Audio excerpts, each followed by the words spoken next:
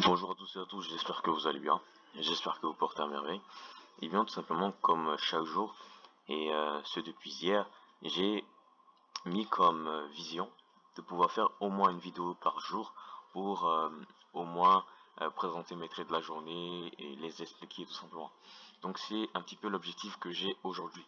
Le trait dans lequel je suis toujours aujourd'hui, c'est le GBP-JPY, qui est un trade qui m'a beaucoup plu, enfin qui est en train de run bien sûr, mais c'est un trade que j'ai pris à la vente tout simplement, et je vais expliquer pourquoi est-ce que j'ai eu à prendre ce trade à la vente. Déjà il faut savoir une chose, c'est qu'on a une structure bien définie à ce niveau ici. Donc pour ceux qui font un petit peu, connaissent un petit peu la méthodologie Wyckoff, à ce niveau on a une zone d'accumulation sur un order block. Donc ça veut dire tout simplement que c'est un niveau très intéressant à prendre en compte. Donc sur de plus petits time frame, donc je vais aller un peu plus rapidement pour qu'on ne perde pas assez de temps. Déjà on sait qu'on est ici dans une zone d'accumulation. Et après cette zone d'accumulation et l'investissement des banques à ces niveaux et à ces niveaux-ci, on se rend compte que le prix a tout simplement évolué à la hausse. Après cela, on est arrivé tout simplement sur un order block, donc cet order block là, et on se rend compte que le prix a fait simplement une divergence en fait sur cet order block, et on a commencé à fluctuer de haut en bas, donc tout simplement on est rentré dans une autre zone de consolidation. Donc mon objectif en fait c'est que les market makers essaient de revenir ou rechercher et refermer des order blocks qui étaient précédemment ouverts ici, pour qu'après peut-être le marché reparte à la hausse. Mais pour l'instant, comme je l'ai dit, je suis potentiellement baissier sur sur le cours du GBP JPY. Donc on va essayer en fait de rentrer dans de plus euh, dans une dans une dans une vision beaucoup plus claire. Comme je vous l'ai dit, en fait, on avait ici un marché qui était tout simplement haussier parce qu'on arrivait à faire des plus bas de plus en plus haut à chaque moment. Pareil ici. Et en ce niveau, tout simplement, arrivé à ce niveau, on se rend compte que le prix a déjà a caché la structure haussière. Et c'est qu'à ce niveau-là qu'on a véritablement pris effet en fait de cette cassure de la structure haussière, tout simplement. Donc ça veut dire qu'on n'est plus dans un marché haussier, on est potentiellement dans un marché baissier parce que la divergence montre en plus de cela un épuisement en fait de l'investissement ou bien un épuisement des market makers. Donc avec la cassure de ces structures, on peut se dire ok que les market makers sont peut-être en train de maintenant rechercher la liquidité. C'est-à-dire que là ils ont un épuisement dans leurs différents investissements. L'objectif, comme on le sait, dans une zone de consolidation. Excusez-moi.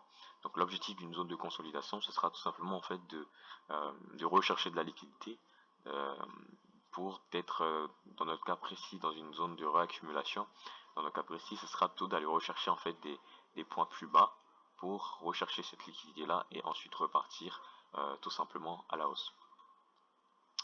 Donc comme je le disais, on est sur cette optique, on est sur cette vision où le marché euh, devrait chuter, parce que en plus du fait qu'on soit maintenant dans une structure baissière et aussi dans une zone de consolidation, déjà on se rend compte que ce niveau euh, à l'intérieur de ces zones de consolidation, donc à l'intérieur de cette zone de réaccumulation, donc on a une vision de fait de fractalité du marché.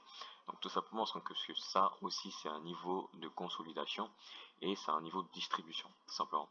Donc les market makers ont juste investi dans le but de faire grimper le prix pour pouvoir revendre et retoucher en fait cet order block, donc clôturer une position négative ici, et pour pouvoir en fait revendre leurs positions précédemment accumulées dans les différents niveaux d'accumulation, etc., pour les revendre en fait beaucoup plus cher. Donc déjà dans une zone d'accumulation, il faut savoir que la liquidité passe des retail au market maker. Déjà pourquoi? Déjà il faut savoir que à ce niveau-là, les market makers vont devoir racheter en fait les positions différentes retail. Donc ils vont devoir racheter ces positions-là, mais leur objectif en fait c'est pas de les racheter comme ça, voilà, ils vont avoir comme objectif de les racheter à des prix plus faibles. Du coup ils vont investir, euh, je vais rapidement enlever le RSI, donc ils vont devoir investir dans, par exemple, je prends l'exemple tout simplement, si le prix devait normalement aller à l'os dès ce niveau là, et bien eux ils vont investir en fait en sens contraire pour que toutes ces personnes qui auraient tout simplement acheté à ces différents niveaux soit tout simplement dans une commencent à douter de leur trade. et commencent à liquider leur position à ces différents niveaux. Donc lorsqu'ils auront maintenant trouvé ce qu'on appelle le niveau de moindre résistance, c'est le niveau où il n'y a plus réellement il n'y a plus beaucoup d'intervenants sur les marchés, et bien les market makers vont commencer à se mettre maintenant à investir dans le vrai mouvement. Donc ils auront récupéré toute la liquidité des personnes qui seraient peut-être rentrées directement à la hausse sur ces différents niveaux. Et lorsqu'ils auront maintenant trouvé la voie de la moindre résistance, ils auront maintenant tout simplement à investir dans le but de repartir rechercher les vrais mouvements, tout simplement. Donc l'indicatif ou les informations qui sont très intéressantes en fait dans cette prise de position, déjà lorsque le prix a cassé donc cette structure baissière, en fait j'ai tout simplement essayé de maintenant comprendre en fait le mouvement du marché, essayer de comprendre qu'est-ce qui se passait sur le marché. Du coup, qu'est-ce que j'ai fait? Je suis parti de plus petit time frame où j'ai essayé maintenant de comprendre en fait tout ce mouvement-là, d'essayer de savoir réellement qu'est-ce qui est en train de se passer sur ce mouvement-là. Donc je me suis rendu compte que dans ce niveau-là, on avait encore des structures Wyckoff, enfin on avait une structure, on avait la structure Wyckoff qui était en train de se former. Donc ici tout simplement on a une zone d'accumulation. Ici on a la réaction à cette zone d'accumulation. Ici on a cette zone de réaccumulation et ici on a la réaction à cette zone de réaccumulation. Ce qui est intéressant, c'est que cette zone, donc tout ce mouvement Wyckoff était dans l'objectif en fait de repartir clôturer cet order block qui est là. Donc voilà pourquoi ça a été aussi mon point d'entrée. Donc je suis rentré pile poil à ce niveau et j'ai eu tout simplement un sell beaucoup plus très faible, on va dire. Un sell, je pense, de 7 pips, si je me rappelle bien, 8, 7 pips, un truc comme ça, et un take profit à 100 pips. Donc j'ai peut-être réduit un petit peu. Donc très intéressant. Donc comme je le disais, il y a une structure très très bien définie. Déjà, comme je le disais, ça c'est un niveau de distribution. Et on a eu la réaction à ce niveau de distribution. Donc si on est dans une optique où tout ce mouvement, ce niveau Wyckoff ou ces structures Wyckoff est un niveau de consolidation, et bien on pourra se dire tout simplement que c'est aussi un niveau de redistribution. Donc on pourrait tout simplement s'attendre à ce que le prix folle, donc chute, pour revenir peut-être refermer les différents order blocks qui ont été laissés auparavant. Peut-être après pour que le prix reparte à la hausse, ce serait très intéressant même. Et je pense que la vision en fait de réaccumulation du marché serait très très bien respectée. Parce que en même temps, on se rend compte que le prix commence déjà à fluctuer dans le but de rechercher de la liquidité. Alors qu'on a quand même pas mal de liquidité ici, on a eu aussi une overextension ici. Donc tout ça, c'est aussi de la liquidité à récupérer. Donc pour moi, réellement, si les market makers sont dans une optique de recherche de liquidité, il serait plus intéressant pour eux en fait de revenir rechercher. Bien entendu, je suis déjà dans le trade et je suis juste en train d'attendre que le prix commence réellement à faire son mouvement baissier. Voilà. Donc réagissent en fait à cette zone de redistribution. Donc certainement qu'ils sont juste en train de rechercher des niveaux plus hauts dans le but de rechercher de la liquidité, clôturer des ordres blocs, donc des positions négatives, et maintenant rechercher ces différents niveaux là. Voilà, donc c'était un petit peu pour expliquer ma prise de position journalière. Donc pour ceux par exemple qui veulent un petit peu savoir les positions que j'ai pris hier, j'ai pris, faut que je me rappelle rapidement. Je vais revoir. Hier j'ai pris comme position. Hier j'ai pris l'euro JPY et le GBP USD, qui étaient des positions bien entendu bénéfiques pour moi, mais pas autant que je l'attendais, voilà. Parce que un petit peu comme le GBP JPY, j'ai été en fait dans le mouvement, si vous voulez, baissier. Voilà, mais je voulais immédiatement que le prix, après avoir rapidement retouché ce niveau-là, reparte sur une logique plus baissière encore. Mais dès qu'il a commencé à chuter, il s'est mis encore à consolider comme sur le GBP JPY. Sur l'euro JPY, c'était un petit peu la même gangrène. Donc j'ai préféré sortir à, je crois, 20 ou 10 pips, je me rappelle plus trop, à 20 ou 10 pips, et je suis tout simplement sorti en bénéfice. C'est pas vraiment ce à quoi je m'attendais, mais je suis sorti au moins en bénéfice. Donc pour l'instant, je suis en bénéfice de, je crois, de 20 pips, hein, un truc comme ça. 20 ou 15 pips, je sais plus trop. Donc on a quand même un marché qui est assez, qui évolue très bien. On a un marché qui évolue très bien et sur le GBP JPY, donc c'est ma seule position journalière. Pour l'instant, je me rabats un petit peu sur le GBP JPY et consorts, parce que c'est pour moi déjà c'est une valeur très très volatile pour moi, et je pense que tout le monde dira la même chose. Donc je me suis concentré un petit peu sur le GBP JPY et euh, sur les valeurs avec l'euro tout simplement. Donc sur ce, c'était un petit peu pour vous expliquer ma prise de position d'aujourd'hui, et j'espère vraiment qu'elle vous aura aidé. Pour ceux qui veulent voir la prise de position d'hier, vous pouvez tout simplement aller voir dans la vidéo précédente.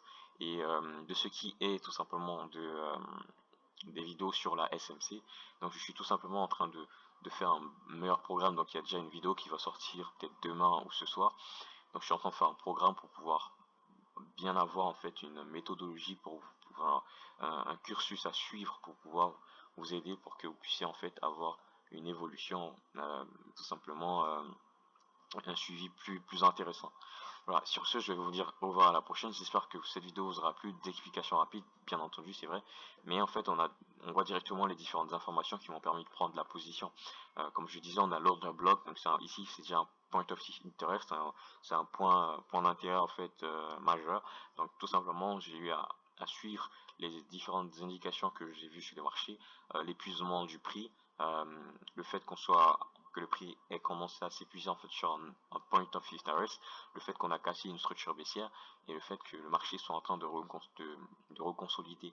Donc on peut tout simplement se dire ok, il y a une possibilité que le marché, que la marque Amicus soit dans une optique de recherche de liquidité. Et en même temps, s'ils sont réellement dans une optique de recherche de liquidité, en fait, il y a encore des order blocks ouverts. Il y a encore de la liquidité, donc on a un marché qui a été overextended ici. Donc il y a encore de la liquidité libre et à récupérer. Et de ce qui est de la liquidité par manipulation, donc pour tous ceux qui le savent et pour ceux qui ont déjà commencé à regarder mes vidéos, vous savez que je définis en fait l'objectif des market makers en deux grands groupes. Et le premier groupe, c'est c'est la recherche de liquidité. Et à l'intérieur de cette recherche de liquidité là, on a deux aspects. On a ce qu'on appelle la recherche de liquidité libre, qui se traduit par tout ce qui est overextension, imbalance, gap, etc. Et le deuxième niveau de recherche de liquidité, pour moi, c'est le niveau de recherche de liquidité par manipulation, dans ce qui est en train de se faire ici, où les market makers vont essayer en fait de manipuler les prix pour pouvoir, par exemple, euh, attraper dans le cas par exemple d'une zone de consolidation réaccumulative, ils vont essayer en fait d'attraper ceux qui veulent directement acheter, dans le but en fait de leur faire perdre leur, euh, leur, leur investissement, même si c'est un bon investissement tout simplement. Et le deuxième volet ou le deuxième grand groupe en fait des objectifs de market maker, c'est tout simplement le fait de revenir refermer des positions auparavant ouvertes, donc des positions perdantes tout simplement. Donc vous savez toujours, avant d'investir dans un mouvement, les market makers sont obligés d'investir dans le sens contraire. Voilà. Et du coup, ces positions restent ouvertes. Donc ils vont peut-être après revenir reclocher. Donc c'est ce qui a été fait ici. C'est un petit peu ça la définition d'un order block, si vous voulez, d'un point of interest, donc un POI.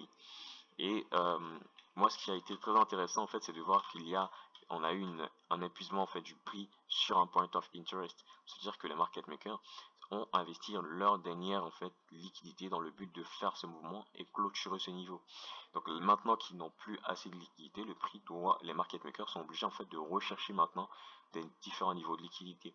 Mais en même temps, on se rend compte qu'il y a une certaine structure en fait qui a été créée à l'intérieur de cette zone de réaccumulation, parce que ici on a eu une structure Wyckoff déjà typique qui est en train de se former avec les différents points BC, AR, ST, UA et peut-être ici maintenant le point ST ASSO qui va se faire. Déjà c'est très intéressant pour après peut-être la hausse, mais on se rend compte qu'à l'intérieur même de tout ce niveau de réaccumulation, on a encore une autre structure en fait, on a encore d'autres structures, et c'est ce qui est intéressant parce que on voit très bien l'idée de fractalité du marché. Donc qu'est-ce que l'idée de fractalité du marché?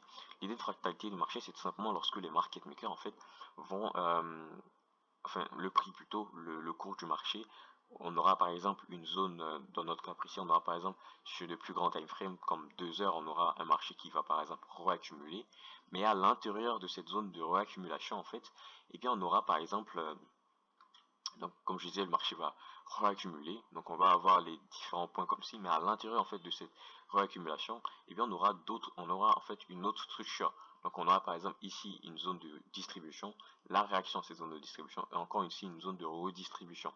Et c'est ce qui est réellement en train de se faire ici. Parce que lorsqu'on vient en de plus petits time frames, donc quand on vient en 30 minutes, etc., on se rend compte que le marché a suivi une logique haussière ici. Qu'à ce niveau ici, on a eu une petite zone de distribution, le marché a réagi en fait. Donc ça veut dire que tout ça c'est un niveau de redistribution. Ici on a un niveau d'accumulation, de réaccumulation et là de distribution. Ensuite le marché a réagi, le marché est le prix est en train de tout simplement redistribuer pour un objectif beaucoup plus baissier. Donc on peut avoir comme objectif minimum le prix saison plus bas.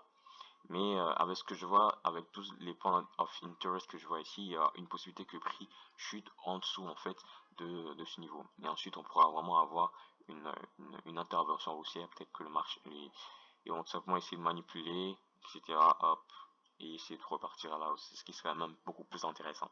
Donc j'espère vraiment que cette vidéo vous aura plu. Actuellement, je suis à l'intérieur de ce trade, donc je suis en train de le prix est en train de consolider à ce niveau ici. Donc je suis à l'entrée de ce trade, j'attends juste que le moment de chute, ou voilà, un petit peu comme ce genre, enfin ce mouvement là, puisse commencer pour que vraiment je sois réellement en positif. Parce que je suis déjà en positif, c'est vrai.